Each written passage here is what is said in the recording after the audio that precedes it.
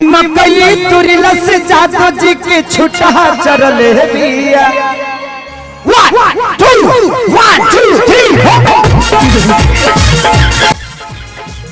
जी हाँ, ये गाना भाई एकदम बवाल है और बवाल तो अब मचेगा।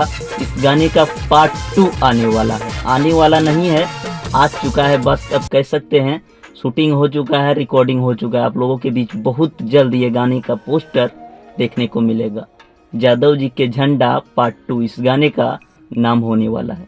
जो गाना है उसी का रीमेक है, तो तैयार रहिएगा जितने भी खेसारी यादव के फैंस हैं। बहुत जल्द ये गाना आप लोगों को वेस्ट भोजपुरी से देखने को मिलेगा।